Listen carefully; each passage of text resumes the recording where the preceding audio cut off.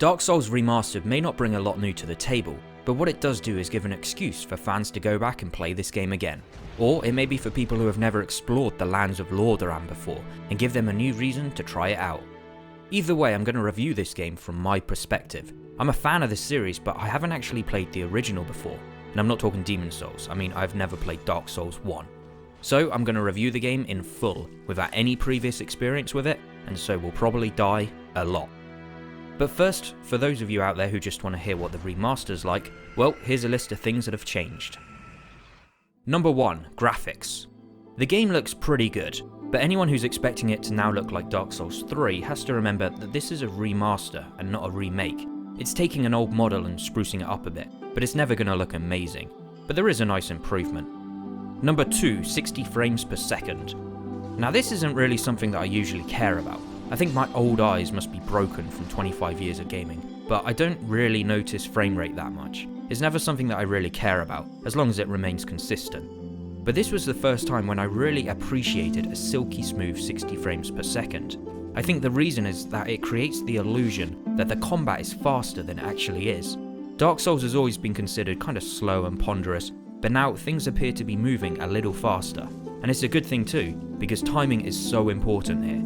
Dodging, blocking, attacking has to be timed perfectly, otherwise, well, you die. Number 3, Blight Town. From what I've seen and read, the area of the game called Blight Town used to be atrocious. It would chug along, making it what some people would describe as unplayable. But now it seems to be fine. Most of the time. Number 4, online play. Essentially, the online play has been boosted up to the levels of other more modern Souls games. So you can have 6 players in arena battles rather than 4. Matchmaking is better, so the level of an invading phantom will be adjusted to make things more fair. There's a few other changes from the original, but they're the main ones right there. So is it still a great game? Well, yeah. But could they perhaps have done a little bit more with the remaster to really treat die-hard fans? Possibly. After all, Dark Souls fans are some of the most loyal fans you'll ever get. And to be honest, I can't blame them. It's great. The game starts off small, not afraid to throw you in at the deep end. There's no hand-holding here, as one of the first enemies you come across is a boss that most likely will wipe the floor with you. And that's the tone set right from the beginning. If you expected an easy ride, you may as well turn off the game now and trade it in for, I don't know, knack.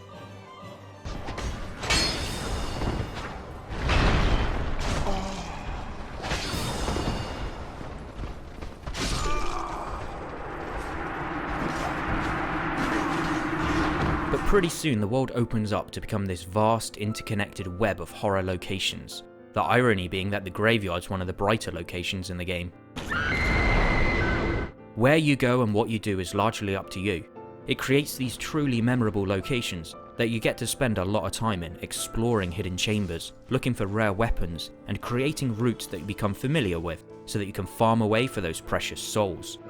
And there are plenty of disgusting, evil, but creative enemies for you to kill. There's often deliberately no music, making the atmosphere kind of drab and gloomy, but in a good way. In a way that makes you feel less like a heroic knight going off on an adventure, and more like a violent pest control guy trying to clean up this world, and that no one has any faith in. The characters that you meet on your journey come across as almost comical, always laughing at you at your pitiful attempts to survive.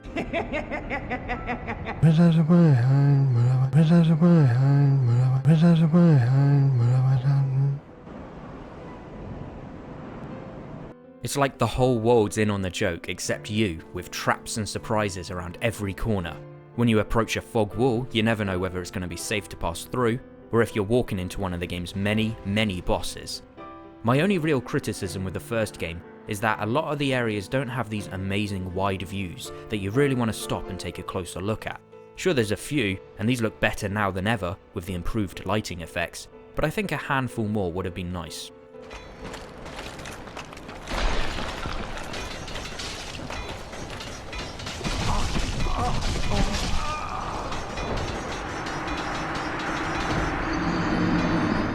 Gameplay is tense, satisfying, rewarding, and tough.